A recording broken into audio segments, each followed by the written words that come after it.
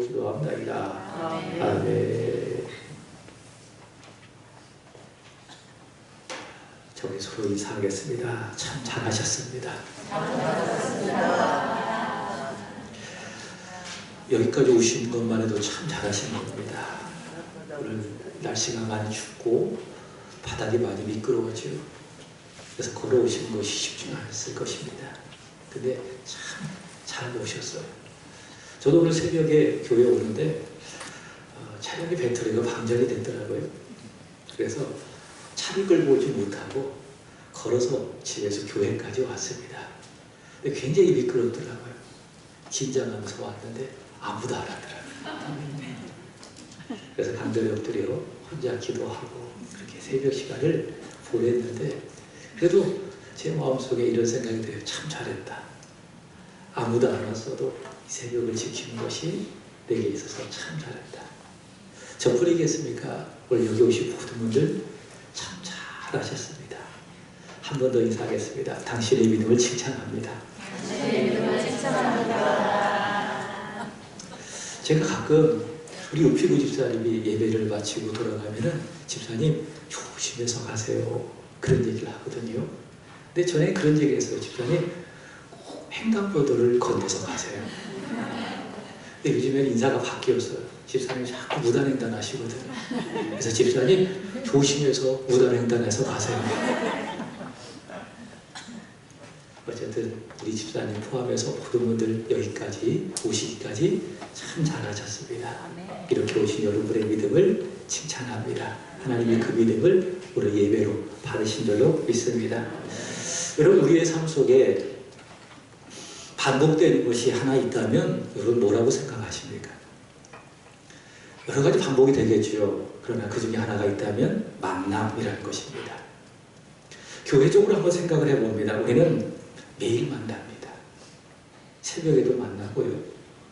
수요일에도 만나고요. 금요일에도 만나고요. 매 주일마다 우리는 사랑하는 성도들을 만납니다. 매일매일 우리의 삶 속에 우리는 이런 만남이 존재하고 있습니다. 아는 사람을 만나기도 하고요. 그리고 모르는 사람을 만나기도 하고요. 특별히 오늘은 새로운 만남이 있습니다. 파키스탄에서 사역하시는 선교사님을 오후에 만나기로 되어져 있습니다. 그러니 기대가 되고요. 그 다음 주에도 기대가 됩니다. 새로운 만남이 있습니다.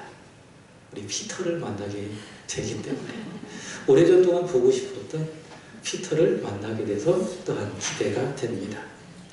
이런 만남이 끊임없이 반복되고 있습니다. 그러나 여러분 이런 만남이 있는데 이런 만남 중에 제일 좋은 만남이 하나 있다면 무엇입니까? 바로 하나님과의 만남입니다. 제일 좋은 만남, 베스트 오브 베스트 만남 무엇입니까? 하나님과 만나는 것이다. 여러분 우선은 하나님은 우리를 참 만나고 싶어 하십니다. 믿습니까? 하나님은 우리를 만나고 싶어 하십니다.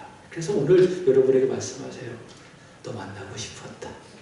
희원아, 너 만나고 싶었다. 하나님 이렇게 말씀하고 있는 거예요. 그래서 선지자 이사야는 그런 우리를 향하여 이렇게 이야기를 합니다. 한번 읽어볼까요? 시작. 너희는 여호와를 만날 때에 찾으라. 가까이 계실 때에 그를 부르라. 하나님 우리를 참 기다리셨고 만나고 싶으셨으니 어떻게 하는 것이 믿음입니까? 하나님을 찾는 거예요. 하나님 저 기다려주셨군요. 감사합니다. 믿음으로 하나님을 찾는 겁니다. 그리고 나를 만나고 싶으셨던 하나님을 부르는 겁니다. 기도하면서 하나님 부르고 또 앞서 찬양했던 것처럼 찬양하면서 하나님을 끊임없이 부르고 여러분 하나님을 찾고 불러서 여러분을 만나고 싶으셨던 하나님을 만나는 여러분 되기를 축복합니다. 하나님이 얼마나 우리를 만나고 싶으셨던지 하나님 어떻게 하셨는가? 하나님이신 분이 친히 사람이 되셔서 우리 가운데 찾아오셨어요. 하나님은 영이시기 때문에 사람은 하나님을 눈으로 만날 수가 없잖아요. 근데 하나님께서 우리를 너무 보고 싶으셔서 우리를 정말 만나고 싶으셔서 우리와 꼭 같은 사람이 되셔서 이 세상에 오셨습니다. 그분이 누구십니까? 예수 그리스도이시지요. 그래서 여러분, 대강절은 대충 보내는 시간이 아니라 어떤 시간입니까?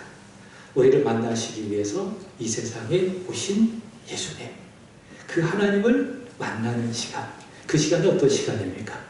대강절. 그래서 평소보다는 더 열심히 모여야 하고, 열심히 찬송도 불러야 하고, 대강 부르지 말고 여러분의 마음을 담아서 열심히 찬송도 불러야 하고, 예배를 하면서 우리는 우리에게 찾아오신 하나님의 아들 예수님을 만나야 할 줄로 믿습니다. 한 번 더 인사하겠습니다. 서로 인사하겠습니다. 예수님을 만납시다. 여러분, 만남에는 세 가지의 만남이 있습니다. 첫 번째로는 생선 같은 만남입니다. 두 번째로는 꽃과 같은 만남입니다. 세 번째로는 손수건 같은 만남입니다. 첫 번째, 생선 같은 만남입니다. 여러분, 생선하면 어떤 것이 생각이 납니까? 비린내가 생각이 나죠. 그래서 누군가를 만나면 마치 생선에 나는 비린내와도 같아서 비린내가 납니다. 불만의 비린내, 불평의 비린내, 다툼의 비린내, 균열의 비린내, 이런 비린내가 나는 그런 만남이 있습니다. 두 번째로는 꽃과 같은 만남이 있습니다. 이런 꽃은 무엇입니까? 앞에도 꽃이 있지만은 활짝 피었잖아요. 그러나 시간이 지나면 반드시 시듭니다. 꽃과 같은 만남, 처음에는 화려해요. 처음에는 향기가 나요. 근데 시간이 가면 갈수록 그 향기가 사라집니다. 아름다운 꽃이 점점 시들어져 버립니다. 이런 만남이 있다. 처음에는 가슴이 쿵쾅쿵쾅 뜹니다. 처음에 사랑이 있습니다. 근데 만남을 가지면 가질수록 상대방에 대해서 실망하게 됩니다. 그래서 점점 시들어져 가고 그 사람과 점점 멀어지고, 어떤 만남입니까? 꽃과 같은 만남입니다. 마지막으로 손수건 같은 만남이 있습니다. 여러분, 손수건은 무엇입니까? 상대가 눈물을 흘리고 있어요. 가만히 보고 있지 말고 어떻게 해야 되죠? 내 주머니에 있는 손수건 줘가지고 눈물 닦으라고 줘야 되는 겁니다. 그리고 누군가 땀을 흘리면서 일하고 있어요. 교회를 열심히 섬기고 있어요. 그럼 어떻게 해야 돼요? 어떻게 해야 돼요? 내 안에 있는 손수건 줘서 땀 닦아줘야 됩니다. 날씨가 더운 날 열심히 일하고 있다면 아이스 아메리카노 하나 사서 주고, 하나 사서 주고, 이게 추운 날 열심히 교회 섬기고 있다면 뜨거가 뭐예요? 뜨거운 아메리카노 한 잔 사서 주고, 그게 어떤 만남입니까? 손수건 같은 만남. 여러분, 어떤 만남을 원하십니까? 그리고 여러분이 만나는 사람, 또 새롭게 만나는 사람과 어떤 만남을 만들어가고 싶습니까? 생선 같은 만남이십니까? 아니면 꽃과 같은 만남이십니까? 아니면 손수건 같은 만남입니까? 오늘 본문의 말씀을 보시면은 마리아가 한 사람을 만났습니다. 누구를 만났는가 하면은 세례 요한의 어머니지요, 엘리사벳을 만났습니다. 이 둘이 만났습니다. 이 둘의 만남은 생선 같은 만남이 아닙니다. 그리고 꽃과 같은 만남도 아닙니다. 이 둘의 만남은 어떤 만남입니까? 마지막 세 번째, 손수건 같은 만남. 지난주 말씀 기억하십니까? 천사 가브리엘이요, 처녀 마리아에게 찾아왔습니다. 그리고 네가 하나님의 아들을 잉태할 것이다. 그 이름을 예수라라 말씀을 전했습니다. 처녀 마리아가 아기를 갖는다, 아들을 낳는다. 그 입장에 서서 믿을 수 있는 말씀, 없는 말씀? 믿을 수 없는 말씀. 나는 남자를 알지 못하는데, 나는 남자를 경험하지 못했는데 어떻게 내가 아이를 잉태한단 말인가?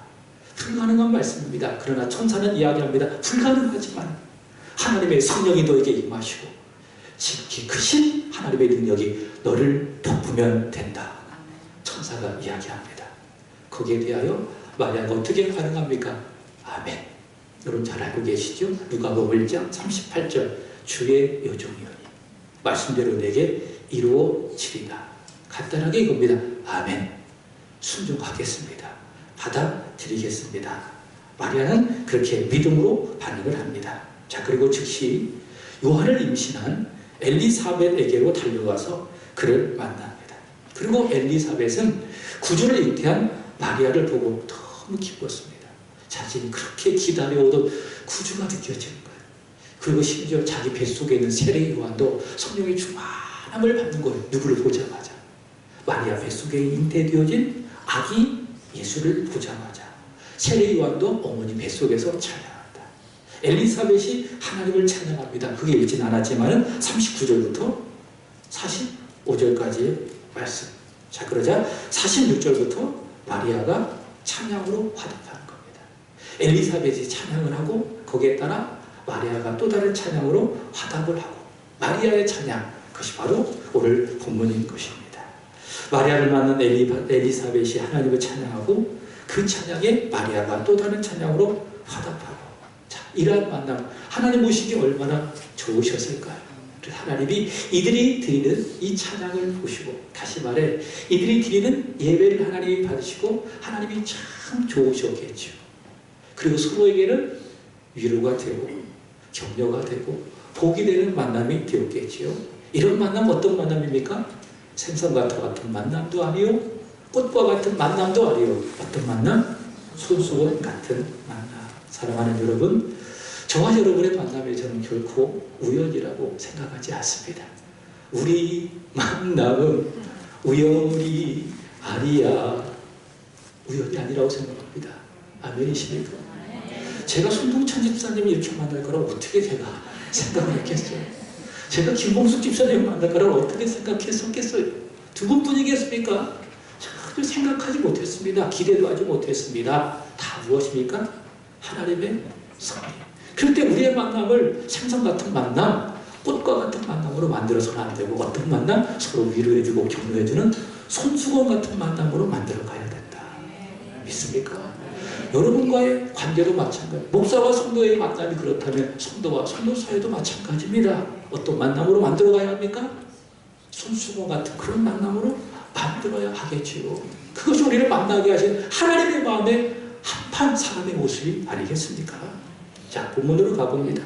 여러분, 마리아는요, 은혜를 받았어요. 마리아는 은혜를 받았습니다. 그래서 천사가 마리아를 만났을 때 제일 먼저 했던 말이 무엇입니까?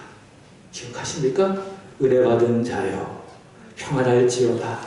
주께서 너와 함께 하시느니라. 이게 첫 말이었어요. 마리아는 어떤 사람이라고요? 은혜 받은 사람. 네가 하나님의 은혜를 입었느니라. 마리아는 은혜를 받은 사람이다. 오늘 본문 48절의 말씀을 보시기 바랍니다. 다 같이 읽어보겠습니다. 시작. 그 여종의 비천함을 돌보셨으리라. 보라 이제 후로는 만체의 날을 복이 있다 일컬으려다. 아멘. 자, 여기서 비천하다.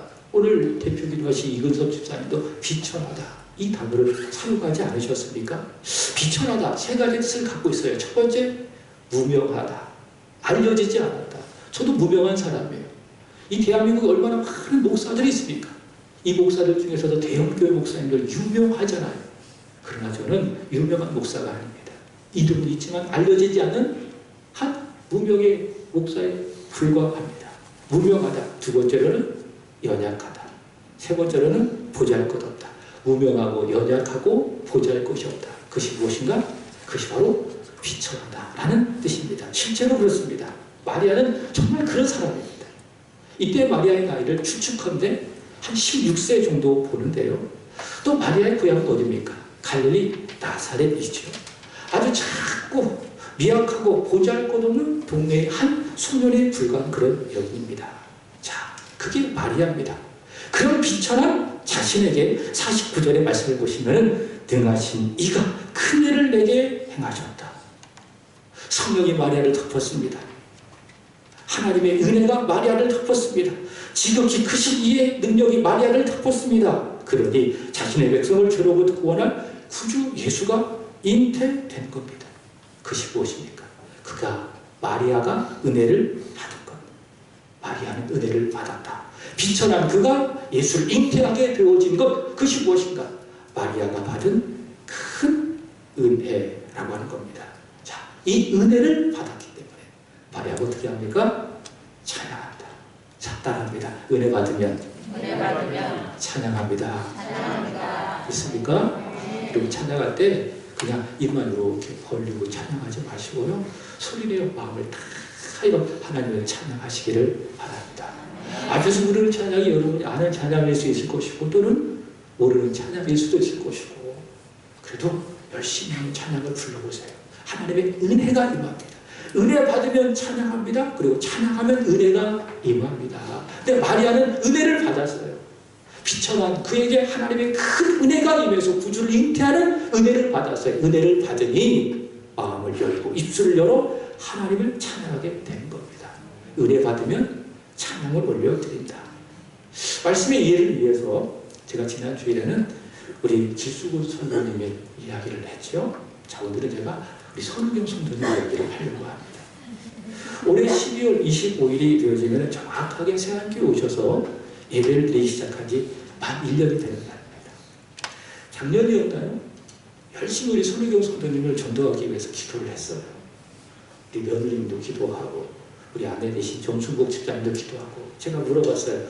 어떻게 전도가 잘 되십니까? 우리 정순복 집사님 하는 말 아직 멀었어요. 근데 12월 25일에 교회 오셨는데 깜짝 놀랐어요. 그리고 예배를 드리기 시작하셨는데 정말 열심히 예배를 믿으셨어요. 그래서 12월 25일 정확하게 1년이 되는 날 세례를 받게 되어집니다. 자, 세 분이 세례를 받으세요. 우리 손호경 성도님하고 우리 길수근 성도님, 그 다음에 남순인 성도님이 세 분이 세례를 받는데 여러분 세례를 꼭 받으셔야 됩니다. 왜 받으셔야 되는지 아십니까? 두 가지요. 첫 번째는 예수님께서 명령하셨기 때문에. 마태복음 28장 19절의 말씀을 보시면 세상을 떠나기 전에 말씀하셨습니다. 아버지와 아들과 성령의 이름으로 세례를 주어라. 명령하셨기 때문에 저는 그 명령에 순종해야 되고 여러분은 세례를 받으셔야 되는 거예요. 자, 두 번째로는 세례는 무엇이냐? 예수님과 결혼하는 거예요. 내가 예수를 믿잖아요. 에베소서 4장 16절에 의한다면 예수님과 연결되고 결합되는 거예요. 그래서 예수님이 내 안에 계시고 내가 예수님 안에 있는 거예요. 그게 예수를 믿는 영적 의미예요. 나는 예수를 믿었습니다. 그래서 예수님이 내 안에 계시고 내가 예수님 안에 있습니다. 나는 예수님과 연결되고 결합됐습니다. 이것을 교회 앞에 공적으로 선포하는 의식이 무엇입니까? 그게 세례식인 것입니다. 마치 결혼식과 같은 거예요. 교회 앞에서 나는 이제 예수님의 신부입니다. 아우 나 남자인데요. 그러나 남자든 여자든 우리 영적인 신부는 무엇입니까? 신부입니다. 예수님은 누구십니까? 우리의 신랑입니다. 신랑이신 예수님과 내가 하나가 되어 한 몸이 되는 시간, 결혼하는 시간, 그게 뭐예요? 그가 세례를 받는 거예요. 반드시 세례를 받으셔야 한다. 그래서 여러분의 인생의 여정 속에 가장 행복했던 시간은 언제입니까? 결혼했던 그런 순간이잖아요.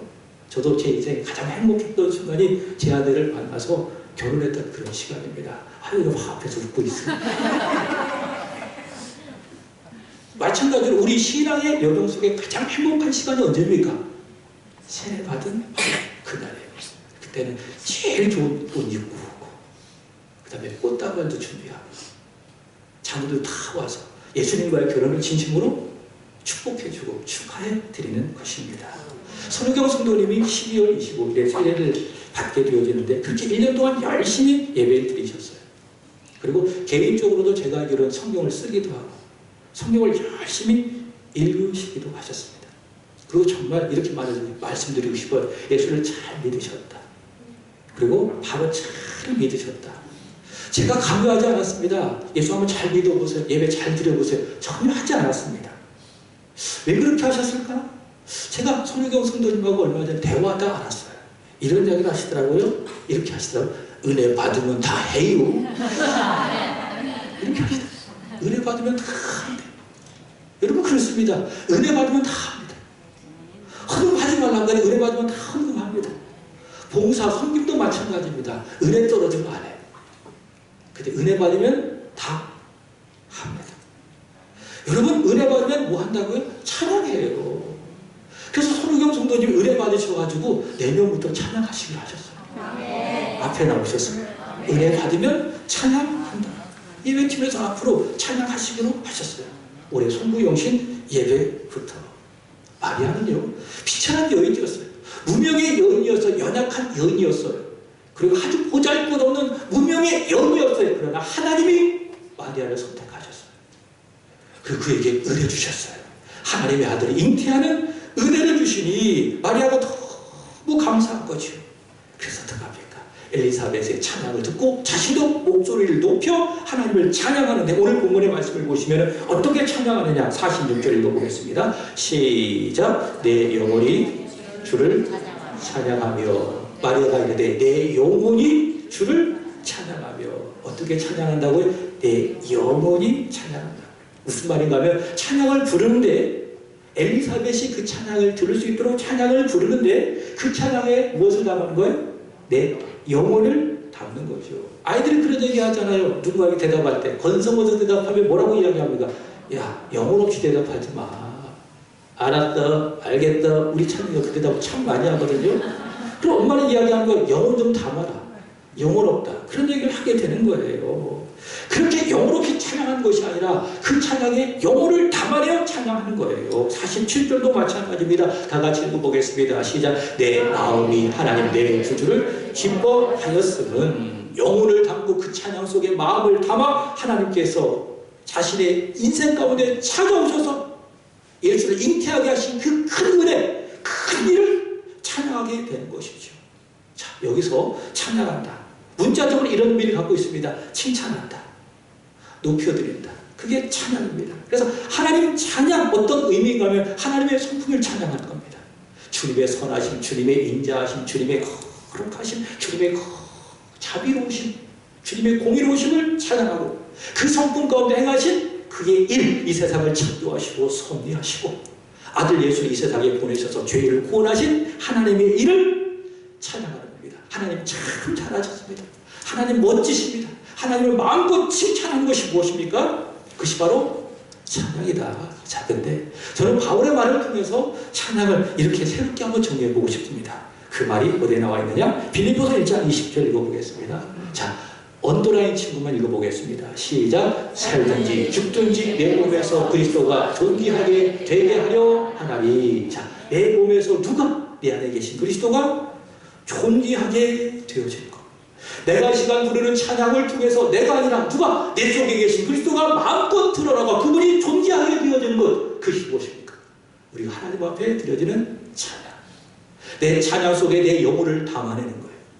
내 마음을 담아내서 내 안에 계신 그리스도를 나타내고 그분을 마음껏 존귀하게 되게 하는 우리의 예배, 우리의 노래, 그걸 뭐라고 이야기한다고요? 그걸 찬양이라고 하는 거예요. 한 2년 전으로 기억되는 거죠. 우리 집사님들, 권사님들과 함께 저기 서천에 갔다 왔어요. 그리고 돌아오면서 깜짝 놀랐어요. 왜 깜짝 놀랐는가 하면 무지개를 봤는데, 어떤 무지개를 봤는가 하면 하나의 무지개가 아니라 쌍무지개를 봤어요. 깜짝 놀라가지고 거기다가 차를 잠깐 세워놓고 사진을 착 찍었어요. 그리고 너무 하나님의 그 창조하심이 멋진 겁니다. 그래서 제가 우리 집사님, 성도님과 함께 한번 이 찬양 불러봅시다. 어떤 찬양을 불렀느냐? 한번 불러볼까요? 주님의 높고 위대하심을 내 영혼이 찬양하네. 주님의 높고 위대하심을 내 영혼이 찬양하네.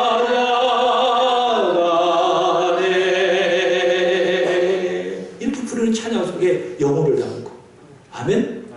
내 마음을 담아서 하나님 하신 일을 마음껏 높여드린 것, 그것이 무엇인가? 그것이 바로 찬양이다. 마리아가 그렇게 하나님을 찬양하고 있는 것입니다. 유명하지 않습니다. 무명한 사람입니다. 그럼에도 불구하고 자신을 선택하셔서 예수를 잉태하게 하시니 하나님 참 감사합니다. 영혼을 담고 마음을 담아 하나님 앞에 찬양 올려드린 것입니다. 자, 오늘 본문 51절 이하의 말씀을 보시면 크게 두 가지로 마리아는 하나님이 하나님이심을 찬양합니다. 첫 번째는 51절부터 53절까지인데, 하나님은 교만한 자를 낮추시고 겸손한 자를 높이신다. 그 하나님을 찬양하는 거죠. 자신을 보니까 그렇다라는 겁니다. 자신은 유력한 자가 아닙니다. 비천한 사람입니다. 이런 나를 선택하셔서 나를 높여주신 하나님 어떤 분이신가? 교만한 자를 낮추시고 반대로 자신처럼 비천한 겸손한 자를 높여주시는 하나님이다. 그 하나님을 찬양하게 되는 것입니다. 우리 51절 읽어보도록 하겠습니다. 다 같이 시작. 원세 있는 자, 51절 말씀을 보시면은 여기서 팔이라는 것이 있습니다. 자, 하나님이 무엇이 있대요? 팔이 있대요. 여러분, 하나님이 팔이 있다. 이것은 우리처럼 이렇게 팔이 있다 이런 의미가 아니라 하나님은 영이시기 때문에 팔이 있어요, 없어요? 없어요. 그 이 팔은 무엇입니까? 상징이에요. 하나님의 힘, 하나님의 전능하심을 상징하는 것입니다. 자, 하나님은 전능하셔서 다시 보시면 마음의 생각이 교만한 자를 흩으신다. 교만한 자를 낮추신다. 흩으신다라는 것이죠. 자, 반대로 52절 보도록 하겠습니다. 52절 시작. 권세 있는 자를 그 위에서 내리치셨으며 비천한 자를 높이셨고. 자, 비천한 자는 누구를 말하는 겁니까? 겸손한 사람이죠. 하나님이 아니면 안 돼요. 하나님만이 나의 유일한 소망입니다. 나는 비천하기 때문에 오직 하나님만이 내게 유일한 전부가 되십니다. 라고 하나님만을 바라보는 겸손한 사람을 그의 능력의 팔로 높이시는 하나님이시다. 하나님은 누구십니까? 마리아는 찬양합니다. 교만한 자를 낮추시고 겸손한 자를 높이시는 하나님이시다. 여러분, 우리 마음속에 때로 교만일 때가 많이 있습니다. 그래서 나는 꽤 괜찮은 사람이야. 그래서 자신을 최고로 여기는 그런 인간성을 갖고 있어요. 이게 인생이 가지고 있는 본질입니다. 그래서 이 세상에서 가장 무서운 신이 있다고 여러분에게 말씀을 드렸죠. 그게 뭡니까? 자신입니다. 이 세상에서 가장 무서운 신은 무엇이라고요? 자신. 누가 이 세상에 제일 나쁜 사람인지 아십니까? 나쁜 사람이 가장 나쁜 사람인 거예요. 가장 무서운 사람이 누구냐? 자신을 신으로 삼는 사람. 그래서 나 꽤 괜찮은 것 같아. 그래서 스스로를 막 높입니다. 그 마음의 생각이 교만해집니다. 근데 하나님 그런 교만을 아주 싫어하신다. 베드로전서 5장 5절의 말씀을 보시면 하나님은 적극적으로 대적하신다.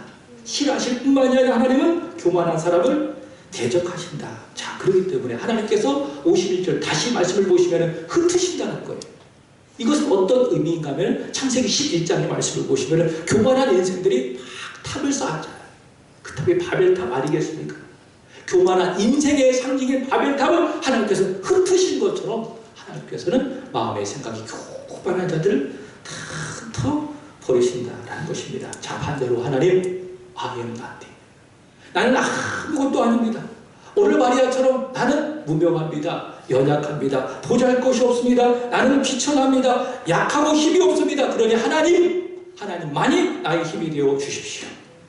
시편 18편 1절의 말씀처럼 나의 힘이신 여호와여 내가 하나님만을 사랑하기를 원합니다. 이렇게 하나님만을 바라보는 겸손한 사람, 그 사람을 하나님께서는 전능하신 팔로 높여주신다.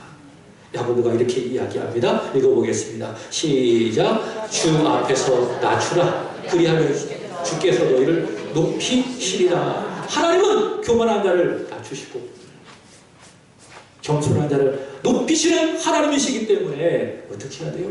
하나님의 내 자랑하려고 하지 말고, 내 말 안 들어준다고 해서 화내지 말고, 불평하지 말고, 원망하지 말고, 겸손하게 자신을 낮추고 하나님을 높이라 그 말입니다. 그럼 하나님이 저와 여러분을 높여주신다. 마리아는 그 하나님을 찬양하고 있습니다. 자, 두 번째, 마리아는 이스라엘을 도우시고 긍휼히 여겨주시고 기억하여 주셔서 그들에게 말씀하신 것을 이루셨다. 약속하신 것을 지키셨다. 그 하나님을 찬양합니다. 그게 54절부터 55절까지 말씀입니다. 다 같이 읽어보겠습니다. 시작. 그중 이스라엘을 모사 긍휼히 여기시고 기억하시되 우리 조상에게 말씀하신 것과 같이 아브라함과 그 자손에게 영원히 하시리로다 하니라. 아멘. 자, 여기서 55절의 말씀을 보시면 하나님께서 이스라엘을 기억하셨대요. 그리고 말씀하신 것이 있대요. 기억하셔서 말씀하신 것이 있대요. 아브라함과 그의 자손에게 여러 가지 많은 말씀들 하나님께서 아브라함에게도 하시고 그 자손에게 말씀을 하셨겠잖아요.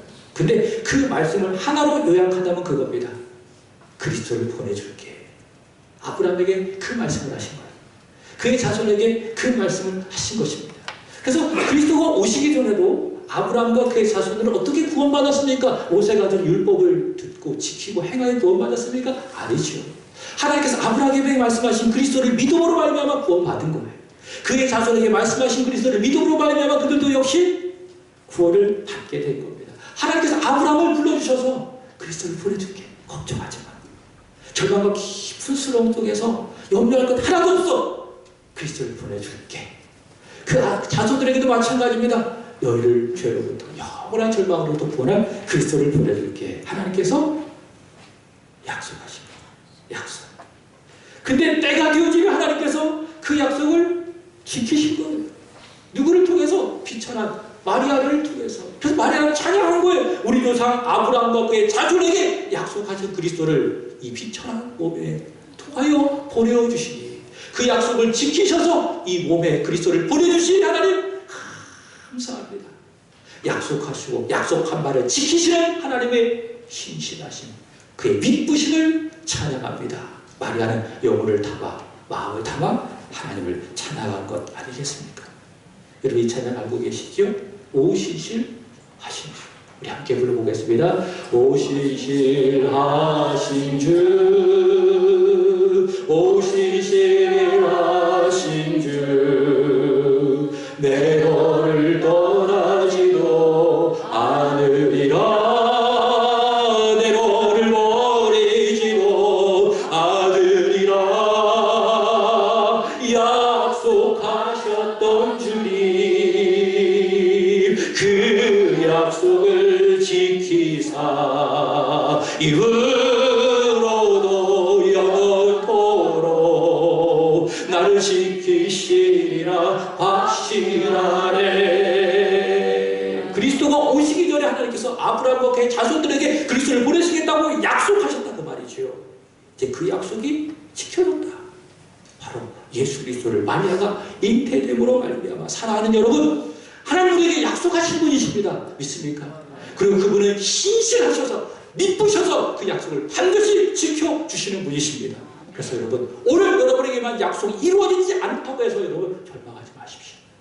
하나님에 대해 가장 좋은 것으로 그 약속을 신실하신 하나님 이루어주실 줄로 믿습니다.